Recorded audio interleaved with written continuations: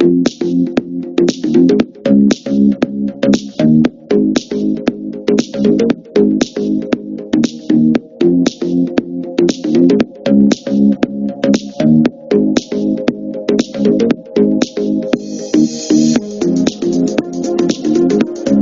vamos a repasar modelos en ortodoncia, por tanto los contenidos temáticos serán los tipos de modelos que existen en ortodoncia, los modelos de estudio, sus zonas, así como el proceso de confección de modelos.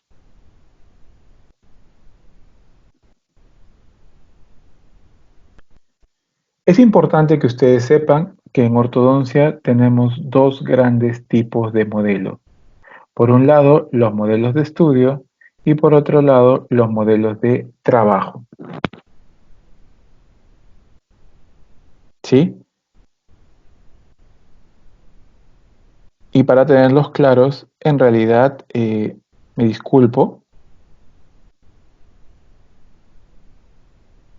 lo voy a poner aquí en mayúscula para que todos lo tengamos claro.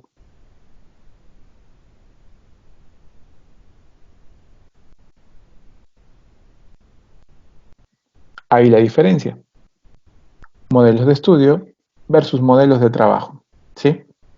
A simple vista, si ustedes se dan cuenta, los modelos a la izquierda de su pantalla, ¿no? Aquellos que la flecha señala como modelos de estudio, simplemente por una visión directa podríamos decir, estos son blancos, en cambio los que tengo en el otro lado señalados como modelos de trabajo, pues la veo entre amarillos, celestes y por ahí, primera diferencia, ¿no? Efectivamente los modelos son confeccionados con diferente yeso. El modelo de estudio de ortodoncia se hace con yeso de ortodoncia. El modelo de trabajo en ortodoncia se hace con yeso piedra, ¿no? Y nosotros ya sabemos que en yeso piedra podemos tener el amarillo, el celeste, el rosado, etcétera, del color que nos ofrezca el fabricante.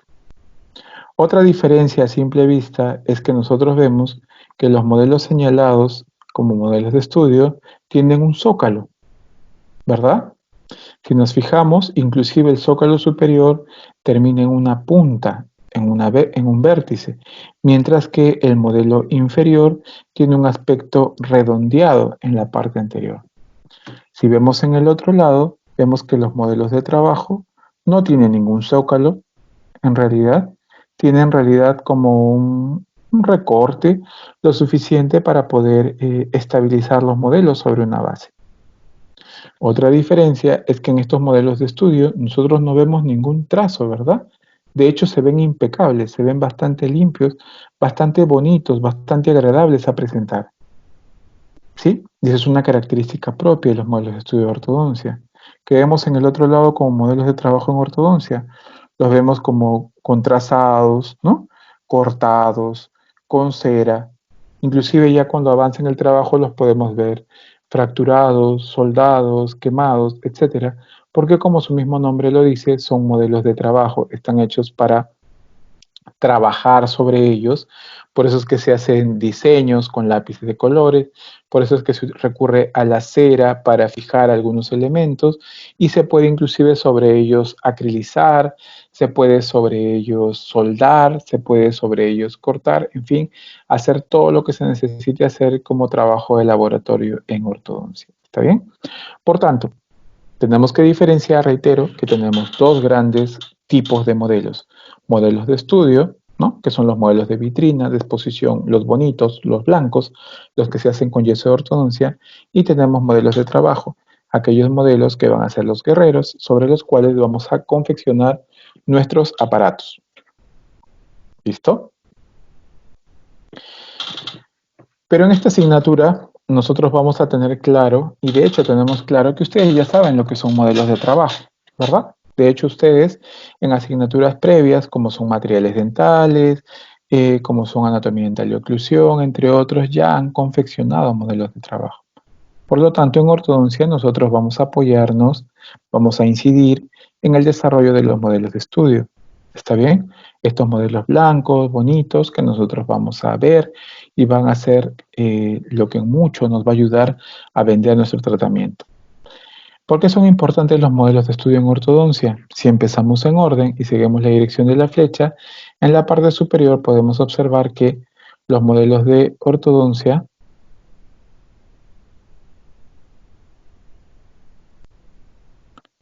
nos sirven de apoyo al diagnóstico definitivo porque nosotros vamos a poder evaluar al paciente en oclusión estática tanto de frente como en vistas de perfil, inclusive esta vista muy simpática para verlos desde atrás, ¿no? Que normalmente nosotros no podríamos ver, ¿no? Desde una vista interior o intraoral. Estos modelos a su vez se van a utilizar durante la planificación del tratamiento de ortodoncia. Estos modelos los vamos a guardar como oros, bien rotulados, en una cajita que los proteja, ¿no? Van a ser bien procesados para que resistan a la humedad y al paso del tiempo, porque nos van a ayudar a evaluar el progreso del tratamiento, así como comparar el antes y el después del tratamiento, porque nos ocurre mucho, ¿no? Como en algún momento nosotros llegamos a tener volúmenes de pacientes, cuando ya viene el paciente a la consulta, ni nos acordamos cómo están, o a veces los propios pacientes ni se acuerdan, ni saben, ni recuerdan qué es lo que ha hecho el tratamiento por ellos o no. Se quejan que siempre vienen y no ven cambios. Entonces, uno qué hace, saca los modelos y les dice, mira, ¿no? Así viniste tú, ¿no? Y mírate en un espejo, mira cómo estás al día de hoy. Entonces, ellos ahí se dan cuenta, dicen, wow, ¿no? Realmente ha habido un cambio. ¿Está bien? Y además, otro secreto de ortodoncia, ¿por qué el yeso, nuestro yeso es blanco? ¿Por qué el yeso es bonito? Porque es que brilla. Por dos cosas importantes. Por un lado, el blanco nos da idea de, transmite al paciente la idea de pulcritud, de limpieza, de exactitud, de pureza, de elemento fino, ¿no? Que normalmente no lo tienen, y no tengo temor de decirlo, las otras especialidades de odontología. Entonces los ortodoncistas normalmente siempre tenemos un trabajo como que más pulcro, más fino, ¿no? Eso por un lado. Inclusive nos facilita esto la comunicación con el paciente. ¿Por qué? Porque en blanco se notan más los defectos, ¿no? Si tienes los dientes un poquito chueco, como es en este modelo, ¿no? De repente en la cara del paciente el paciente no se va a ver mucho. En el modelo, en el yeso de color tampoco, pero en el blanco sí. Una pequeña variación se ve como una gran variación, ¿no? Entonces el paciente puede entendernos con facilidad aquello que le queremos comunicar. ¿Está bien? Y algo en que nos ayudan los modelos de ortodoncia, pero a su vez es una limitación, es solo en el examen estático de la oclusión. Tenemos que tener claro eso. El examen dinámico, nosotros lo hacemos, el examen funcional, propiamente en la boca del paciente. Eso no lo vamos a tener en estos modelos, salvo que, siendo nosotros especialistas, echemos mano de un articulador, ¿no? Entonces, un articulador semiajustable o mejor aún un completamente ajustable nos permitirá tener el registro dinámico de la oclusión del paciente. Pero si no, ya hacemos bastante con tener estos modelos que, repito, nos facilitarán en mucho la comunicación con el paciente y sobre todo será una buena carta de presentación de nosotros como ortodoncistas, ¿no? De hecho es eso, el paciente viene y muchos de ellos cuando es su primera consulta o ya han pasado por otros odontólogos que no hacen ortodoncia y no tienen este cuidado, dicen, wow, es la primera vez que me muestran modelos tan bonitos, ¿no? O es la primera vez que alguien se toma el tiempo de examinar realmente cómo está mi boca, o es la primera vez que yo siento que alguien realmente me explica, ¿no? Y me muestra qué es lo que tiene, qué es lo que tengo yo, ¿no? Porque yo solo vine por este diente chuequito, por ejemplo, ¿no? Entonces, estos modelos nos van a ayudar en mucho a nosotros para presentarnos de manera óptima, adecuada, proba con nuestros potenciales pacientes. Recuerden que ustedes que nosotros como ortodoncistas hacemos un contrato con el paciente de larga data, ¿no? Entonces nosotros vendemos un tratamiento de año y medio, 2 años en promedio, ¿no? No es como que el paciente viene, se hace una restauración y se va, o una profilaxis y se va. No, nosotros vamos a enganchar al paciente con un buen contrato, un buen plan de tratamiento que se va a ejecutar a través de diferentes sesiones. Por tanto, es importante que el paciente, por un lado, reciba bien el mensaje que le queremos dar y por otro lado, se haga una idea correcta, adecuada de quiénes somos nosotros y qué podemos hacer nosotros por su boca. ¿Sí? Pero adicionalmente es importante reconocer que nosotros como ortodoncistas, y más allá que ortodoncistas, el odontólogo general, tiene que tener claro que todo análisis que desarrolle se debe realizar en los tres planos del espacio. Muchas veces nos malacostumbramos y pensamos que todo es clase uno, clase 2, clase 3. Vale decir, bien centrado, más atrás o más adelante, sea el maxilar o la mandíbula. Y eso no es así, ¿no? Nosotros podemos hacer evaluaciones verticales, como ver cómo está el overbite, si hay mordida profunda, si hay mordida abierta, si algún diente está llegando a la oclusión, si algún diente está pasando el plano de oclusión. Eso se puede ver tranquilamente si nosotros utilizamos los modelos para hacer evaluaciones en sentido vertical. De igual modo en sentido transversal, ¿no? Ver si tiene todos los dientes, están en la misma posición, lado derecho, lado izquierdo, si las líneas medias están verdaderamente centradas, si hay una buena relación, ¿no? Un buen sobrepase en la sección lateral de las molares y las premolares respecto superiores con inferiores, ¿no? No vaya a ser que estén al revés o estén a cúspide, lo cual nos da idea, señal, aviso de un mal funcionamiento. Entonces, nosotros tenemos que aprovechar toda la potencialidad que nos dan los modelos de estudio en ortodoncia y tener claro, reitero, que nos sirven a nosotros para evaluar en los tres planos del espacio. ¿Está bien? Eso es importante.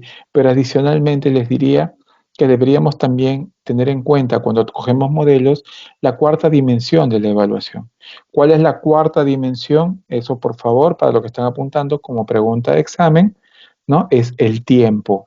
Vale decir, el momento de crecimiento y desarrollo en el cual se encuentra la persona, porque no va a ser lo mismo modelos de una dentición decidua, de una dentición mixta o de una dentición permanente, sea este un permanente joven, un permanente adulto o un permanente mayor o con dientes completos o con dientes incompletos. ¿Estamos de acuerdo? Entonces, el tiempo es una variable que ustedes tienen que tener muy en cuenta, que muchos autores lo mencionan como la cuarta dimensión. Por eso inclusive ustedes van a ver que cuando al día de hoy uno se quiere sacar, por ejemplo, una ecografía, te dicen, ¿no? ¿Quieres 3D o quieres 4D? ¿Y qué es lo que encontramos como 4D? Pues un video, ¿no? En el cual hay movimiento, hay sonido. Entonces, normalmente eso es lo que se espera que uno haga cuando evalúa a un paciente, que también tenga clara esa idea de movimiento, de temporalidad, ¿sí?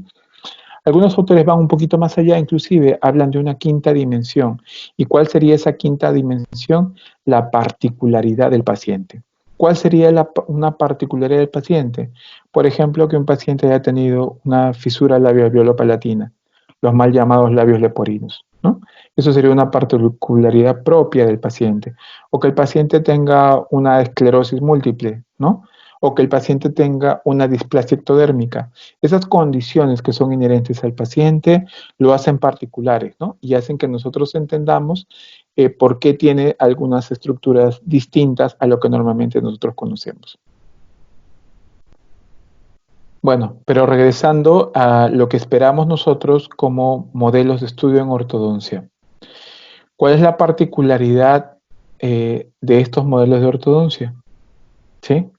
Los modelos superior e inferior, al ser colocados, ¿sí?, apoyados sobre una superficie plana, como lo vemos acá, sea por su parte posterior o el sector lateral posterior o los flancos laterales, siempre van a reproducir la oclusión del paciente.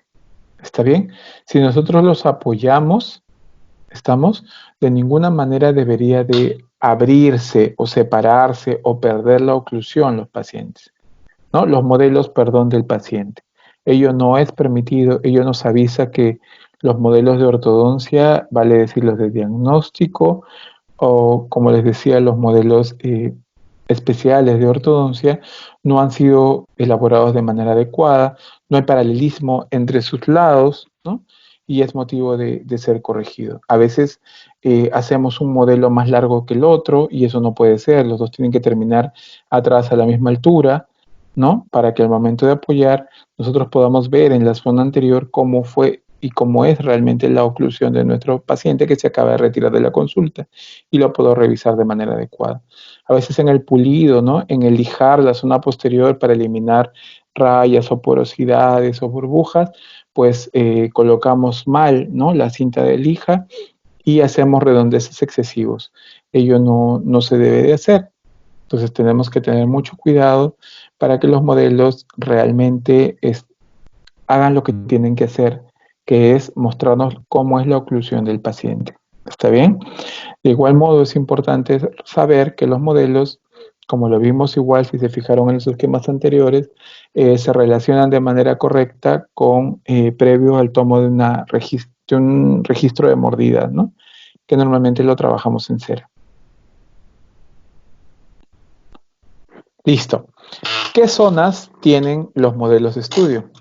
Todos ustedes ya saben tomar impresiones, al menos eso es lo que yo entiendo, porque ya vienen de asignaturas en las cuales han trabajado esto previamente, ¿no? Las tomas de impresiones nosotros las vamos a hacer normalmente con alginato, ¿está bien? Podrían utilizar ustedes alginatos especiales de ortodoncia o un alginato común y silvestre. Nuestros alginatos de ortodoncia, ¿cuál es la diferencia con los alginatos comunes? Normalmente en ortodoncia tenemos alginatos de menor tiempo de trabajo, menor tiempo de espatulado, que mezclan mejor, que tienen diferentes olores, que humectan mejor, vale decir, siguen la humedad y copian mucho mejor los reparos anatómicos, ¿no? Y bueno, esa es entre las razones por las que principalmente preferimos específicamente alginatos de ortodoncia. Pero en general cualquier alginato utilizado correctamente, vale decir cumpliendo las proporciones que nos indica el fabricante respecto a polvo y líquido, nos podrá hacer una buena copia de lo que nosotros queremos trabajar. ¿Qué es lo que vamos a buscar primero? Vamos a tomar impresiones, ¿verdad? Entonces, ¿qué hacemos en la toma de impresiones? Buscamos reconstruir lo que conocemos como zona anatómica. ¿Está bien? ¿Qué es la zona anatómica? Es lo que se reproduce con el material de impresión. Vemos acá la totalidad de los dientes, la presencia de frenillos, ¿no? Tanto labiales como en el caso inferior linguales, ¿no? El festoneado propio del margen gingival, los frenillos laterales, las emergencias, ¿no? Como ortodoncia también para nosotros es importantísimo, sobre todo en el caso inferior, tener, además de buenos fondos de surco, como lo vemos acá, continuos, vestibulares superior e inferior, secciones retromolares o en la zona superior, la porción inclusive del surco molar y la tuberosidad maxilar. También ver en el inferior los flancos. Está bien, estos flancos linguales que nos permitan llegar de manera óptima al registro del piso de boca es para nosotros muy, muy importante. En este caso, ¿qué es lo que estamos observando? Que en esta arcada inferior, que ha sido tomada la impresión, estamos procediendo a hacer el bloqueo de la región de la lengua para cubrir temporalmente con un alginato en lo posible de otro color esta zona para también tener al momento del vaciado como una suerte de meseta que normalmente nosotros la vemos igual en los tipodones que compramos, ¿no? Si bien es cierto el maxilar inferior es como en forma de herradura, nosotros nunca hemos comprado un tipodón en forma de herradura, sino que aún siendo inferior tiene una suerte de meseta. ¿Por qué se hace esta meseta? ¿Por qué se coloca esta meseta? Bueno, para que darle más solidez estructural al modelo en yeso de ortodoncia, ¿no? ¿Por qué? Porque en herradura sería fácilmente quebrable, ¿no? Se fracturaría con facilidad el yeso de ortodoncia. Entonces, de algún modo es como que transformamos el modelo inferior en un superior porque le hacemos una meseta que es como un falso paladar, un paladar plano, que nos permita tener un vaciado como este, ¿no? Un vaciado con una región lingual bloqueada, pero que igual garantice todas las estructuras anatómicas. Asegurando que la porción anatómica esté correctamente elaborada, vamos a luego nosotros a confeccionar lo que se conoce como la zona artística. La zona artística de los modelos en ortodoncia es lo que nos diferencia a nosotros del resto de especialidades de la carrera. Nosotros hacemos un zócalo individualizado para cada uno de los modelos de nuestro paciente. Normalmente se hace no es que normalmente, siempre se hace con yeso del mismo color, se le hace como bloques de yeso que hacen las veces de sostén a la primera parte, vale decir a la zona anatómica, y cuya principal característica es la proporción, la simetría transversal y la pulcritud, a fin de facilitar la visualización de las alteraciones dentoalveolares. Entonces ustedes van a poder ver, ¿no?, que estos modelos de ortodoncia, por ejemplo, tienen un mismo espesor, como lo vemos acá, recomendado de 13 milímetros, de altura efectiva, en el caso del superior versus el inferior, que el plano oclusal siempre va a estar a mitad de altura de ellos, ¿no? Y vamos a ver la totalidad de los dientes erupcionados con una buena profundidad, ¿no?, de fondo de surco, respetando la anatomía normal de los fondos de surco, ¿no? La presencia de los frenillos, ¿no?, con las particularidades que tienen todos y cada uno de nuestros pacientes. Y que, lo decíamos temprano y se reitera, que sus partes más distales, va a decir sus zonas posteriores, van a terminar siempre a la misma altura. De modo tal de que si yo apoyo este modelo en oclusión contra una superficie plana, los modelos permanezcan en oclusión. ¿Cómo se confecciona? ¿Está bien? Porque nosotros, y quiero que lo tengan claro por favor, no echamos manos de socaladores. ¿Está bien? Nosotros nunca les hemos pedido compren socaladores y pongan ahí los modelos. Ese no es nuestro trabajo. Aun cuando ahora nos venden socaladores de ortodoncia que han hecho, han sacado socaladores blancos.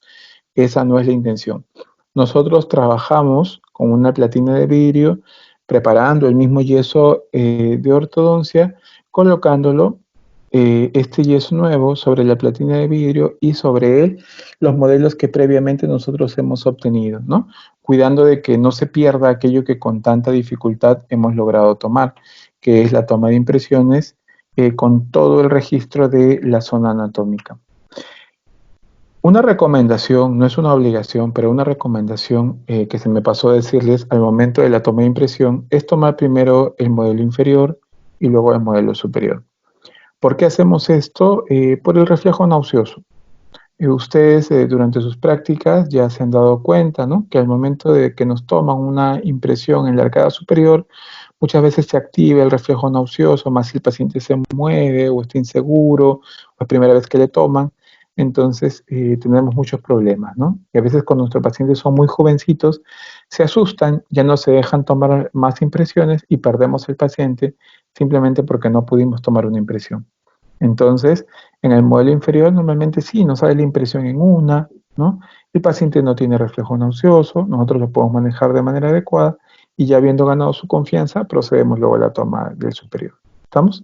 Entonces, reitero, es una recomendación para la toma de impresiones en ortodoncia, siempre primero el inferior y luego el superior. Esa misma recomendación, ese mismo orden se sigue para la elaboración del zócalo del modelo inferior. En realidad para el presócalo, ¿no?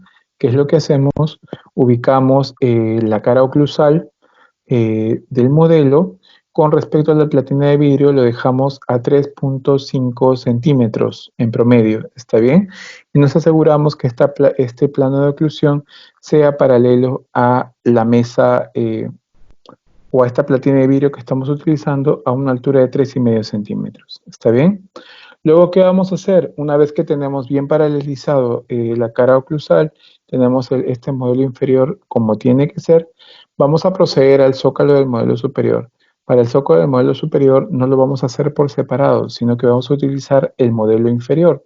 El modelo inferior puesto encima del modelo superior para que los dos en oclusión logren una altura promedio de 7 centímetros, ¿está bien? Con ambas bases del modelo paralelo al piso, como lo estamos viendo acá, es decir, paralelos entre sí, y asegurándonos que si todo medía 3,5 centímetros, el plano oclusal nos quede a mitad de altura, ¿no? Porque reitero, y como bien se señala acá, el objetivo es que ambas bases de los zócalos queden paralelos entre sí y que el plano oclusal quede exactamente al medio entre ellas. ¿Estamos?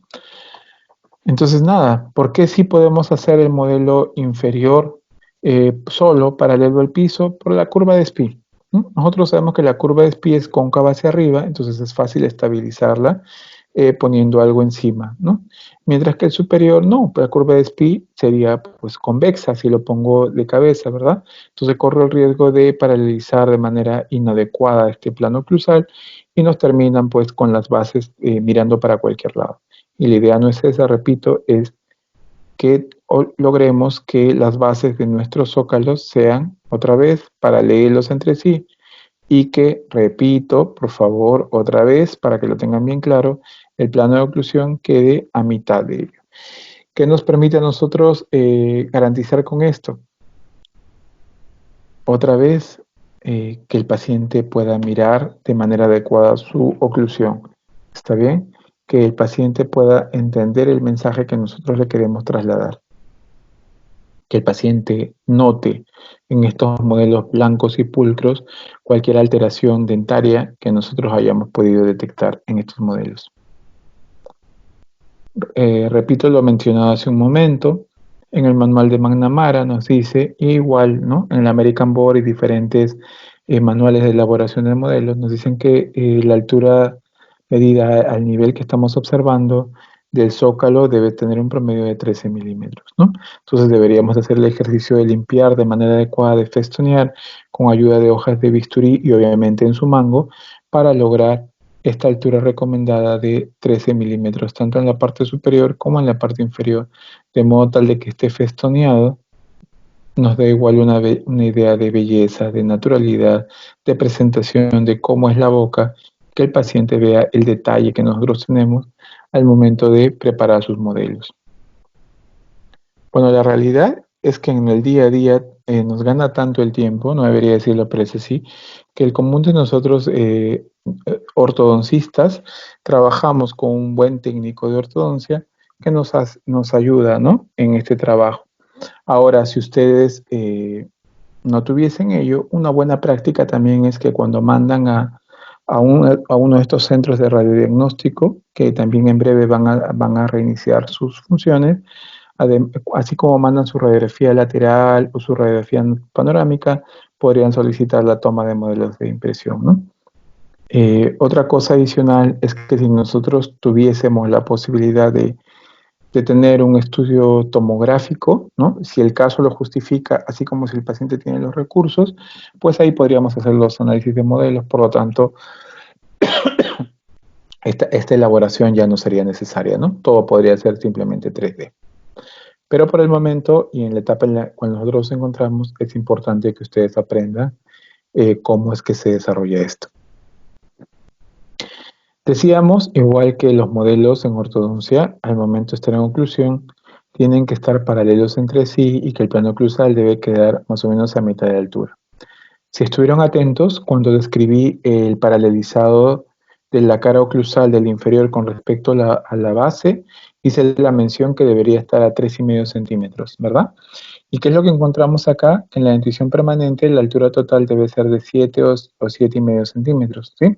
Entonces ahí ustedes pueden ver cómo, siendo 3,5 centímetros el promedio, y si la totalidad mide 7 centímetros, con eso estaríamos asegurando ¿qué cosa?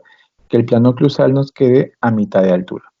En la dentición mixta, así como en dentición decidua, si tuviésemos que trabajar igual modelos, bueno, la altura sería menor, ¿no? No podríamos pensar en tener toda esta altura porque se va a ver más zócalo que dientes, ¿no? Y eso tampoco no es algo agradable. Por eso normalmente lo bajamos a medio centímetro menos, medio centímetro menos. Entonces, a la indicación que les decía hace un momento, nosotros estamos en el proceso de elaborar presócalos, ¿no? Esos presócalos se ven más o menos como lo que ustedes están observando aquí, ¿no? Vale decir, zonas anatómicas, ¿sí? Impresiones que hemos trabajado, pero a las cuales hemos adicionado con mucho cuidado, ¿sí? Más o menos medio centímetro de yeso del mismo color en toda la vuelta, ¿verdad? Este primero redondeado también lo hemos hecho con la misma recortadora de yesos. Sí es importante que cuando trabajemos con una recortadora de yesos, y ahora vamos a seguir la secuencia dada por el American Board de Ortodoncia, cuando no conocemos la recortadora, cuando no es nuestra recortadora, nos aseguremos que el eje del disco esto de acá, el disco de corte, sea perpendicular a la mesa de trabajo. ¿Está bien? La mesa de trabajo, de hecho, si ustedes se dan cuenta, normalmente van a tener acá una palanca, como puede tener un perno, como puede tener una llave, que nos permite a nosotros movilizar y variar en inclinación esta mesa. Y eso es importante, ¿no? Yo puedo subir, bajar, o alguien lo podría haber dejado baja, y yo empiezo a cortar y hago un corte inadecuado por no controlar estos 90 centímetros que deben haber entre, repito, eje del disco de corte y eje de la base o de la mesa de recorte. ¿Estamos? Eso es importante. Otro detalle que a veces no hemos reparado, ¿no? Porque ustedes de hecho ya han trabajado muchos con recortadoras de yeso por las asignaturas que previamente ya han llevado, es que no nos fijamos que en las mesas vemos normalmente esto, ¿no? Estas líneas, no sé si ustedes lo alcanzan a ver, esperaría que sí. ¿Por qué? Estas líneas normalmente nos avisan igual de las inclinaciones, ¿no? Normalmente tienen grados, muchas cortadoras vienen acá con grados que nos avisan, ¿no? Cómo debería de entrar yo para cumplir algún requerimiento, sea de 110 grados, 70 grados o lo que yo quisiera lograr, ¿no? Entonces también es otra ayuda con la cual nosotros trabajamos. ¿Qué es lo que se recomienda para el momento de empezar a trabajar con una cortadora para efectos de seguir la secuencia de recorte para ortodoncia? Con la recortadora todavía apagada, aclaro, apagada, está bien, todavía no encendida, voy a coger una escuadra, como vemos en el esquema aquí, una escuadra. Entonces, con esa escuadra, como nosotros sabemos, las escuadras tienen un ángulo recto, ¿verdad? Un ángulo de 90 grados. ¿Sí? Simplemente la imposición acá, al apoyo sobre la mesa y pegándose al disco de corte, nosotros vamos a poder ver si efectivamente esto está perpendicular entre sí. Si no, movilizamos la mesa a modo tal de subir o bajar, es decir, corregir hasta lograr esta relación perpendicular. Otro detalle importante es esto, si se dan cuenta, el modelo no se lleva suspendido en el aire, sino que el modelo se apoya, ¿está bien? Siempre se apoya sobre la mesa de trabajo. Y nosotros vamos empujando suavemente el modelo hacia el disco, de modo tal de que haga el recorte que nosotros vamos a indicar. ¿Estamos de acuerdo? Listo. Empezamos. Para empezar, así como indiqué que la toma de impresión se empieza por el modelo inferior y que el prezócalo también se empieza por el modelo inferior, es importante tener en cuenta que para el recorte de modelos siempre, escúchenlo bien por favor, siempre se va a empezar por el modelo superior. ¿Estamos de acuerdo? Siempre vamos a empezar por el modelo superior. ¿Por qué? Porque en la mayoría de los casos, ojo, tampoco siempre, pero en la mayoría de los casos, ustedes bien saben, el modelo superior es más grande, ¿sí? Cubre y termina más atrás, ¿no? Así como más adelante que el modelo inferior. ¿Estamos? Ahora, esto no es necesariamente una regla, ojo, puede haber variantes. Por ejemplo, en una clase 2 extrema, ¿no? Clase 2, si ustedes recuerdan, el maxilar superior está muy por delante del maxilar inferior, ¿verdad? Entonces el maxilar inferior está estando muy atrás. Probablemente, como vieron ustedes, yo necesito que las caras distales de estos modelos estén a la misma altura, ¿no? Para poder apoyarlos correctamente sobre el modelo, pues yo podría necesitar aumentar más yeso en la parte posterior para poder lograr eso, ¿no? Pero lo primero que se hace, por favor, es ubicar la línea RAFE medio. ¿Por qué ubicamos la línea RAFE medio? Palatina. Porque los pacientes vienen a nosotros porque los dientes normalmente los tienen en mala posición. Lo que casi siempre está en mala posición son los dientes anterosuperiores. Ustedes de hecho ven, mucha gente solo se preocupa por arreglárselo de arriba y los dientes de abajo están terribles, ¿no? En general, nosotros vemos la televisión, vemos a los artistas, sonrisas espectaculares, pero les hacen un acercamiento a su cara y cuando están hablando, los dientes de abajo, cualquier cosa, ¿no?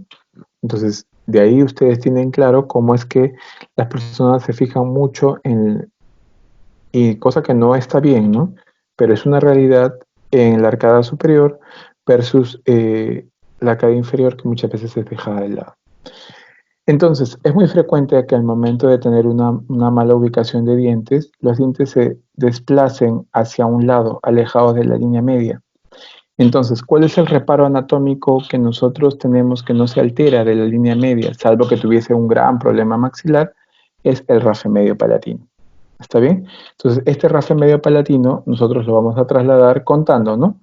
Papila incisiva, primera arruga, segunda arruga palatina, recién. De aquí hacia atrás trazo este rafe medio palatino. ¿Estamos? Y de ahí que hago, lo proyecto hacia adelante. ¿Está bien? Es decir, no voy a creerle a la línea media dentaria, no voy a creerle a la papila incisiva. ¿Por qué? Porque son elementos que se desplazan con la malposición dentaria. ¿Está bien? Le voy a creer al rafe medio palatino porque en su proyección nos va a permitir, como en este caso, ver que la línea media dentaria se ha desviado, ¿no? Hacia la derecha o hacia la izquierda. ¿Está bien? Les decía, si yo tuviese un paciente en clase 2 o en clase 3, probablemente del fondo de surco mular, que es el surco donde termina la tuberosidad maxilar, dejaría hacia atrás un par de milímetros. ¿Está bien? De modo tal de garantizar la integridad de este reparo anatómico que es tan importante, ¿no? Algunos dicen puede dejarse uno, otros dicen no, exacto, en el surco mular. Particularmente nosotros preferimos, porque es una adaptación que ha hecho la asignatura con respecto al BOR, aumentar de 2 milímetros, pero otra vez, si el paciente es clase 2, hay que fijarnos primero cómo está el modelo inferior para ver cuánto, si es que hubiese que aumentar más acá, porque si no, cuando recortemos a la misma altura, podríamos inclusive dañar los dientes de la arcadia inferior y eso sería un error imperdonable. ¿Estamos? Repito entonces, hago las marcas ubicando el rafe medio palatino, ¿sí? Así como ubicando 2 milímetros por detrás del surco molar. Marco, ¿está bien? Y estas marcas las voy a trasladar, marcando aquí la proyección, las voy a trasladar hacia la cara posterior de la base del zócalo. Un detalle importante, si ustedes se dan cuenta acá, yo estoy trabajando sobre una hoja cuadriculada, ¿sí? ¿Por qué utilizamos una hoja cuadriculada? La hoja cuadriculada nos ayuda en mucho, ¿no? Sobre todo cuando queremos trasladar líneas de referencia como esta, porque yo la puedo ver por delante o por detrás del modelo, ¿no? Igual puedo tener una referencia transversal. Entonces, cuando me piden que yo haga algo perpendicular al rafe medio, pues va a ser muy fácil para mí trabajarlo porque estoy otra vez en una hoja cuadriculada. Es una recomendación con la cual podríamos trabajar de mejor manera. Repitiendo entonces, con apoyo de mi hoja cuadriculada, ¿está bien? Yo voy a poder ubicar fácilmente la línea rafe medio, ¿está bien? Lo marco un poco, con la ayuda de la regla la ubico y la traslado a la base, marcando un puntito adelante, un poquito atrás. Y lo mismo el surco amular, marcando dónde es que quiero ubicar mi margen de seguridad. Y otra vez, miren, qué bonito, la hoja cuadriculada me ayudó a ubicar, ¿no? Marco en el zócalo hasta donde quiero que llegue. ¿Está bien? Como les decía, como hemos marcado en la parte de delante, en la parte de atrás, ¿qué hago? Con la regla trazo la línea rafe medio. Esa línea rafe medio es la que va a guiar todo mi recorte. ¿Está bien?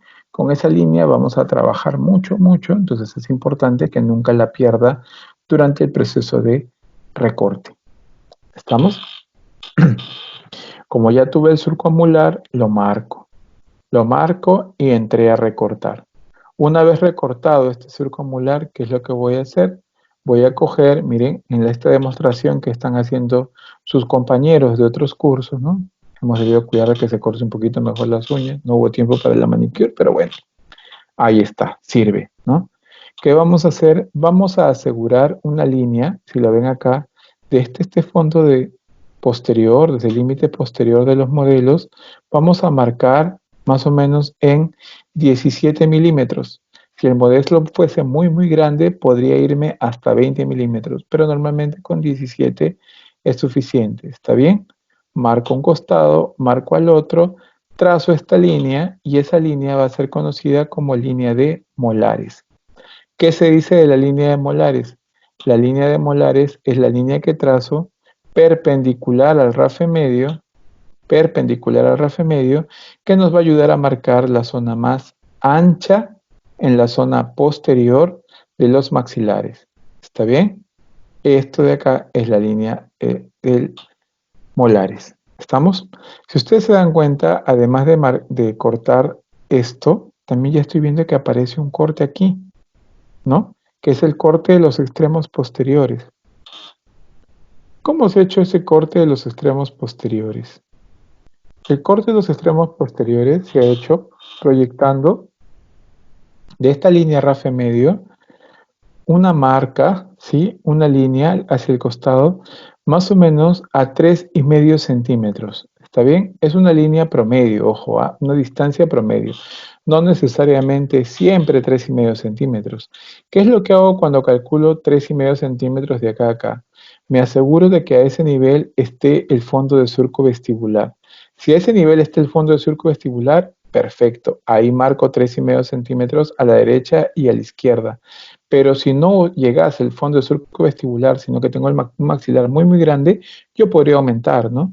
3, 7 o inclusive 4 centímetros a la derecha y a la izquierda. Lo importante es que cualquier incremento que yo haga hacia un lado o disminución, si es que la boca fuese muy chiquita, lo propio lo haga en el otro lado. ¿Está bien? Porque una característica fundamental, ya la mencionamos, pero la repito, es que los zócalos sean simétricos. ¿Está bien? Entonces, habiendo hecho esa ubicación, abrí con mi transportador a 110 o 115 grados, ¿está bien? Respecto al posterior, para hacer este recorte. Vemos entonces que ya está ubicado acá este recorte de 115 grados. Ya estoy ubicando mi regla para hacer el trazo de 17 milímetros. Y ahora sí, voy a volver a trabajar con mi transportador, me voy a ubicar en la esquina, ¿sí? Teniendo su eje horizontal a nivel de la línea de molares y voy a buscar 70 grados. Hago una marca, me fijo que no dañe ninguna estructura si es que yo planeo cortar este nivel y hago el trazo. Entonces repito, ¿qué es lo que hemos dicho? De la línea rafe medio hacia cada costado, más o menos 3,5 centímetros. Puede ser un poco más, puede ser un poco menos, pero siempre tiene que ser simétrico. Lo que pasa en el lado derecho debe pasar en el lado izquierdo. ¿Está bien? Luego trazamos, ¿está bien? El límite lateral posterior y este límite lateral posterior va a tener una apertura de 110 o 115 grados.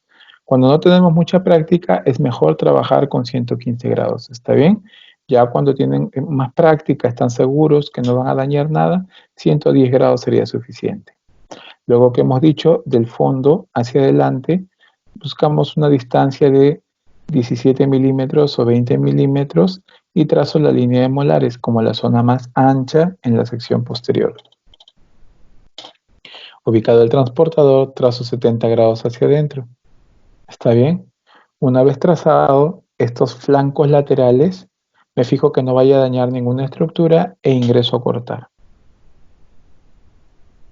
Cortados los flancos laterales, ahora lo que me toca es proceder al recorte de la punta. Para el recorte de la punta yo tengo que ubicar la llamada línea de caninos. ¿Está bien? Por un tema en la incidencia en la toma, ustedes están viendo que no hay como que un reparo específico para la ubicación de caninos. Pero en realidad, igual usando la hoja cuadriculada, nosotros apostamos por esta cara mesial de este canino. ¿Está bien? Por un tema de la toma no se ve exactamente que coincide ahí, pero por favor créanme que es así. Busco mesial del canino que esté más hacia adelante y lo uso como referencia para trazar la línea de caninos. ¿Sí? No es que uno los mesiales de caninos, ojo, no, porque una alteración muy frecuente, muy frecuente, es que los pacientes tengan los caninos en diferente posición, vale decir, uno más mesial que el otro, ¿no? Entonces, por un tema de seguridad, de proteger las estructuras anatómicas laterales, siempre vamos a buscar el canino con la cara más mesial, ¿está bien? Y ahí vamos a trazar la línea de caninos. ¿Qué es la línea de caninos?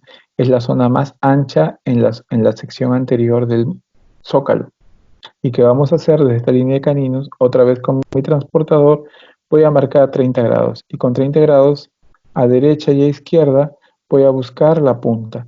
Si he trabajado de manera simétrica, si en ambos lados mide lo mismo, la punta debería coincidir con el rafe medio palatino. Si no, eso es incorrecto. ¿Está bien? Entonces, fácil, ¿verdad? Es poco a poco lo vamos haciendo y vamos a ver que no es nada del otro mundo. Y sobre todo el mayor trabajo está en la arcada superior, porque una vez logrado el superior, ¿qué es lo que hacemos? Ponemos el modelo superior sobre el modelo inferior, obviamente utilizando el registro de mordida que ya teníamos de los dos, y voy a usar el modelo superior como molde para recortar toda la sección posterior del modelo inferior. ¿Está bien? Es decir, meto juntos los modelos hasta que este lado, este y este coincidan. ¿Está bien? Habiendo copiado estos tres laditos, ¿sí? Ya va a ser más rápido, más fácil trabajar el modelo inferior. ¿Qué es lo que vamos a hacer? Vamos a ubicar la misma distancia que teníamos en la arcada superior. Si hicimos 17 milímetros, 17 milímetros. Si hicimos 20 milímetros, 20 milímetros, ¿no? ¿Para qué? Para trazar la línea de molares. Marco dónde están los molares y ahora trazo el flanco lateral. Clásicamente se pide que el inferior mida 5 grados menos que el superior, o sea que los flancos estén un poquito más metidos, ¿sí? Y un detalle importante además es que no lleva punta, sino que el extremo anterior es redondeado, como lo podemos ver aquí. ¿Listo? Entonces de esta manera estaríamos culminando con el recorte de los modelos superior e inferior. Y para tener un resumen de cuál ha sido la secuencia de recorte, la podemos ver aquí, ¿no? Repito entonces, ¿cuáles van a ser las diferencias que vamos a tener entre el zócalo superior y el zócalo inferior? Para empezar, los flancos laterales, si lo vemos acá, es más abierto en 5 grados el superior que el inferior. ¿Está bien? Y el extremo anterior, a diferencia del superior, que es en punta, el inferior siempre es redondeado. ¿Estamos? Son características entonces propias de los zócalos superior e inferior. Ello mismo va a pasar si es que ustedes optan por, para sus otros modelos, lo que sea, comprar socaladores o si ya tienen socaladores. Si ya tienen socaladores y ya utilizaron socaladores, esperaría que sepan que esos socaladores serán distintos uno del otro, ¿no? Aquellos que no se han dado cuenta antes, fíjense ahora. El que viene en punta es para el modelo superior y el que viene redondeado es para el modelo inferior. ¿Estamos bien? Listo. Si vamos bien, seguimos entonces. Teniendo ya recortados los modelos, lo que le seguiría es el acabado, el pulido de los mismos. ¿Qué es lo que hacemos? Si hay excesos, los cortamos, ¿no? Podemos utilizar un cuchillo de laboratorio, podemos utilizar hojas de bisturí, ¿no? Para ir limpiando de manera adecuada todas las líneas, las imperfecciones, definiendo que cada lado esté correctamente cortado. Si voy a usar lijas, deben ser lijas sobre una superficie plana, ¿no? No debería llevarla en la mano, sino de repente apoyarla sobre la mesa y llevar el modelo contra la lija y no al revés, ¿no? De modo tal de que esta lija de agua de grano fino me sirva para borrar las líneas, tener líneas paralelas entre sí, superficies, perdón, paralelas entre sí. Si yo tuviese burbujas, bueno, es momento de rellenarlas, ¿no? De corregir aquello que vaya saliendo mal, pero se esperaría que esas burbujas estén, si es que estuviesen, ¿no? En el zócalo. En la zona anatómica no debería permitirse nunca eso. Lo que sí puedo hacer es limpiar el fondo del margen gingival. Por ahí si encuentro una burbuja muy pequeñita a nivel oclusal, igual limpiarla para que se pueda mostrar, ¿no? De manera más bonita, más armónica. Lijamos hasta que todas las superficies estén lisas, pero cuidando de no hacer redondeces extremos, ¿no? Siempre los lados del zócalo, como dijimos, tienen que estar paralelos entre sí. Debe verse como rectos, como bien terminados, como bien afilados, una apariencia suave, ¿no? Pero firme, ¿sí? Debemos dejar secar los modelos, lo podemos hacer al aire libre, como que podemos utilizar un horno de calor seco por algunos minutos si estuviésemos apurados, pero hay que tener cuidado también de no deshidratar en exceso los modelos. Los modelos, como les decía, se caracterizan por brillar. Algunos utilizan sustancias abrillantadoras, ¿no? Es válido, pero lo que ustedes tienen que saber es que de por sí el yeso de ortodoncia está hecho para brillar.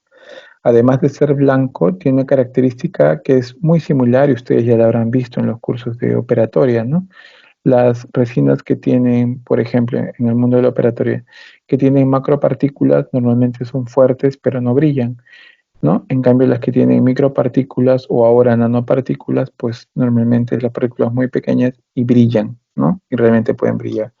Y eso es lo que pasa con el yeso de ortodoncia, ¿no? Es un yeso que tiene poca carga, ¿no? Que en realidad sus partículas son bastante finas, entonces es un yeso que fácilmente se le puede brillar, o sea, es como un yeso de autobrillado, ¿está bien?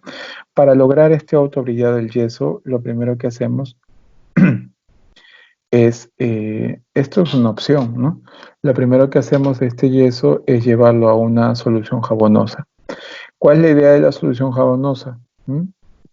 Por un lado, con la ayuda del jabón blanco de ropa, ¿no? Que ahora imagino todos tenemos en casa, así como los 10 gramos de ácido bórico, si tuviésemos, o algún antimicótico en general, nosotros preparamos estos modelos. ¿Para qué? Para que aguanten la humedez, ¿no? El ataque de hongos en el tiempo, ¿no? Porque es muy frecuente que uno hace sus modelos normal y los envuelve un rato y cuando regresa a ver los modelos resulta que están todos verdes o negros porque les entró hongo muy rápido por la humedad. Entonces, una solución jabonosa como esta, que normalmente se hace en agua caliente, ¿no? Para que se pueda integrar, un poco como hacían a la antigua las mamás con los pañales o la ropa blanca del bebé, ¿no? Entonces, este jabón blanco se espera que forme una solución homogénea en ese litro de agua y una vez que tenemos eso, pues buscamos algunos recipientes que pueden ser unos tupper o similar, asegurando que entren, ¿no? Ambos modelos y echándole agua hasta que se cubran esos modelos. Esa cobertura de los modelos en esta solución jabonosa debe dejarse por un espacio mínimo de 12 horas, ¿no? No debemos asustarnos que pasado las 12 horas, cuando nosotros vayamos a ver los modelos, vamos a encontrar como una masa, ¿no? Media gelatinosa, justamente jabonosa alrededor de los modelos. Entonces, esa masa nosotros la vamos a limpiar, ¿está bien? La vamos a retirar y luego vamos a utilizar una franela, ¿no? Una franela o de repente un paño de algodón, ¿no? Debajo del caño y la vamos a frotar. Simplemente frotar, frotar, frotar el modelo. Y nosotros vamos a ver que progresivamente este modelo va a brillar. ¿Está bien? Y con eso va a ser un acabado mucho más que bonito. Algunos exageran en el requerimiento de que brille y optan por echarle alguna laca o barniz o similar. Esto es muy riesgoso, ¿no? En el sentido de que a veces ustedes saben que cuando uno barniza, cualquier estructura en general, este barniz igual ocupa cierto espacio, ¿no? Inclusive igual como cuando las señoritas se pintan las uñas, el esmalte, pues si no es rociado de manera, no es esparcido, perdón, de manera adecuada, regular en toda la superficie, igual puede hacer grumos, líneas, ¿no?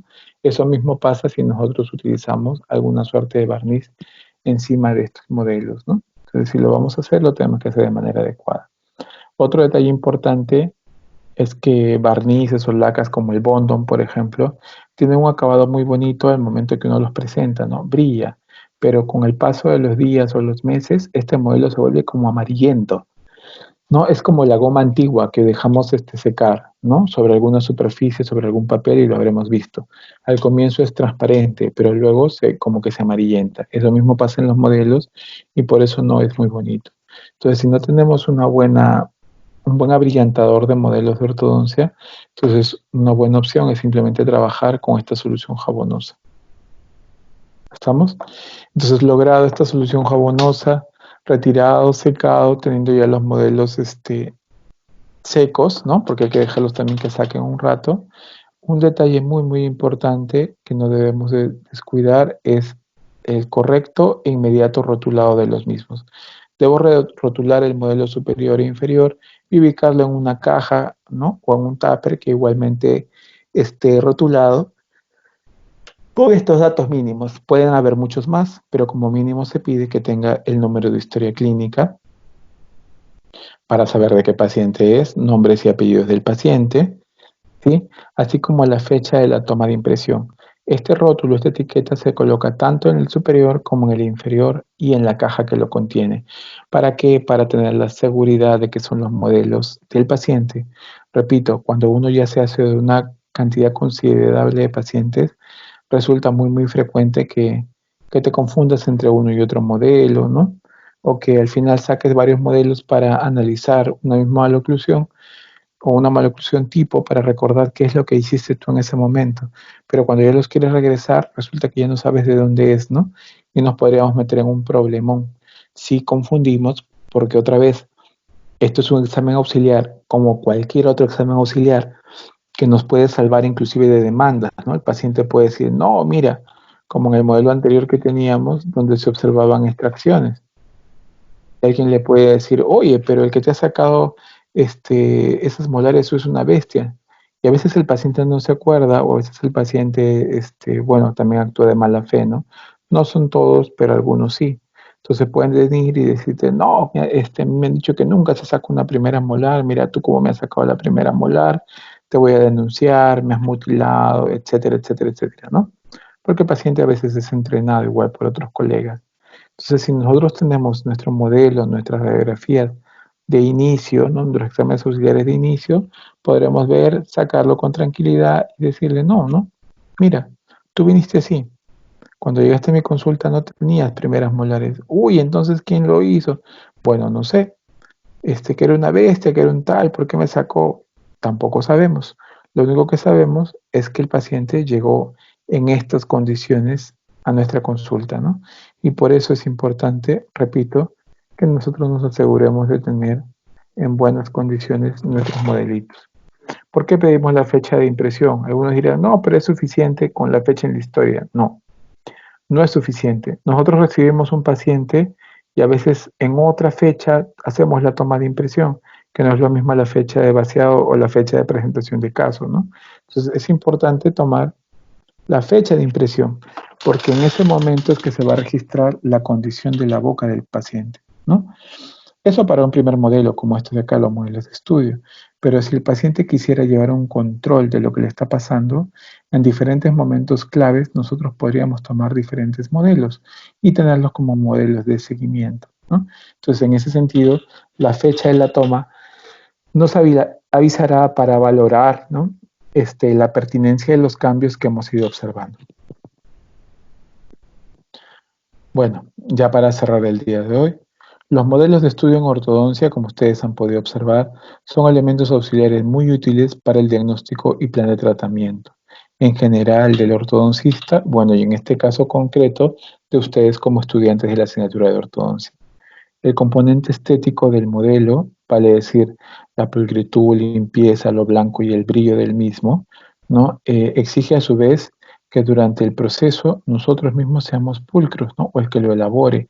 No podríamos estar en una superficie sucia o con manos sucias, etcétera, porque si no, la misma grasa de nuestras manos, la suciedad de las superficies, el no cuidar los trazos adecuados del lápiz, ¿no? El lápiz adecuado o el limpiar las burbujas, definir las estructuras anatómicas, va a hacer que tengamos luego un modelo manchado o con el brillo inadecuado.